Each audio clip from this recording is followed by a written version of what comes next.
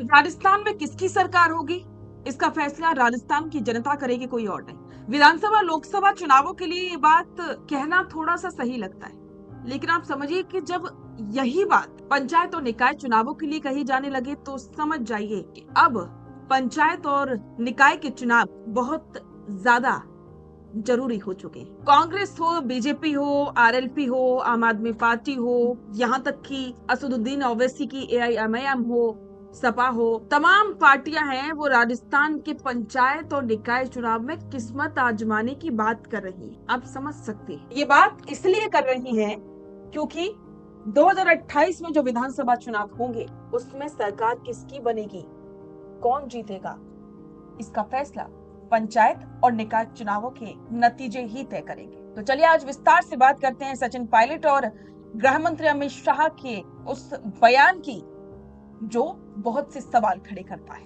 पूरे मामले की शुरुआत को समझिए।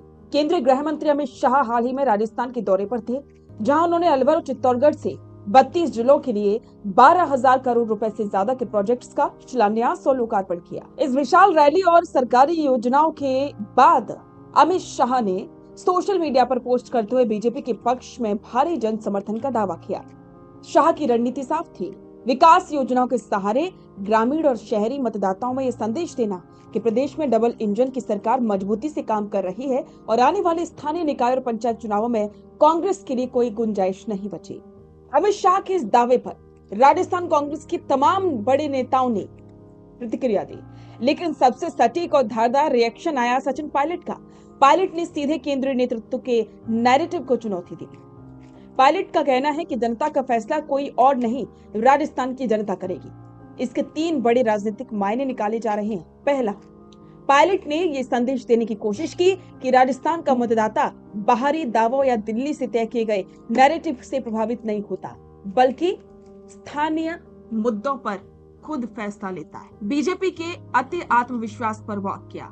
पिछले लोकसभा चुनाव में जिस तरह से कांग्रेस ने राजस्थान की कई सीटों पर बीजेपी की क्लीन स्वीप के रथ को रोका था, पायलट उसी मनोवैज्ञानिक बढ़त को बरकरार रखना चाहते थे। राष्ट्रीय स्तर के नेताओं से सीधी टक्कर लेकर के पायलट ने एक बार फिर से साबित किया कि राजस्थान में बीजेपी की नीतियों के खिलाफ सबसे मुखर और फ्रंट फुट पर खेलने वाले नेता वही हैं।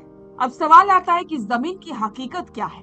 क्या बीजेपी का दावा सच साबित होगा या कांग्रेस स्थानीय स्तर पर मजबूत होगी? आइए दोनों पक्षों के सियासी समीकरणों को समझते हैं। अब बीजेपी की ताकत को समझिए। 12,000 करोड़ के प्रोजेक्ट्स, भजनलाल सरकार की जन कल्याणकारी योजनाएं, किसान सम्मान निधि और केंद्र राज्य का मजबूत समन्वय। स्थानीय स्तर पर एंटी इनकमेंसी, छात्र संघ चुनाव और पेपर लीक जैसे युवाओं से जुड़े अनसुलझे मुद्दे। सचिन पायलट गोविंद सिंह डोटासरा की आक्रामक घेराबंदी, ग्रामीण इलाकों में परंपरागत वोट बैंक और ईआरसीपी और लोकल विकास पर सवाल। और कांग्रेस की चुनौती है कि संगठन के अंदरूनी गुट और सत्ता से बाहर होने के बाद कार्यकर्ताओं में जोश भरना। पंचायत और निकाय चुनावों में जनता अक्सर राज्य का राष्ट्रीय मुद्दों के बजाय अपने गांव की नाली, सड़क, स्कूल और स्थानीय नेतृत्व के काम को देख करके वोट करती। ऐसे में किसी भी दल के लिए एक तरफा जीत का दावा करना आसान नहीं होता। आपको क्या लगता है, क्या बीजेपी जीतेगी या फिर कांग्रेस, या फिर कोई तीसरा मोर्चा ही इस बार बाजी मारेगा? कमेंट बॉक्स में जरूर बताएं और बने रहें द फैक्ट इंडिया के साथ। अपना पॉडकास्ट शुरू करना चाहते हैं और चाहते हैं कि पहले दिन से उसे लाखों लोग देखें, तो अब ये पॉसिबल है जयपुर में। जयपुर का सबसे तेजी से बढ़ता हुआ digital news channel the fact India आपके पॉडकास्ट को वर्ल्ड क्लास बनाने के लिए जयपुर के बीचों बीच श्याम नगर में लाया है world class podcast setup, green screen setup. उसे शूट करने के लिए best state of the art facilities, editor से लेके लाखों फॉलोवर्स और करोड़ों वाली रील्स वाला यूट्यूब चैनल, और ये सब आपको एक ही जगह पर मिलने वाला है। तो पूरी जानकारी के लिए आज ही व्हाट्सएप कीजिए इस नंबर पर।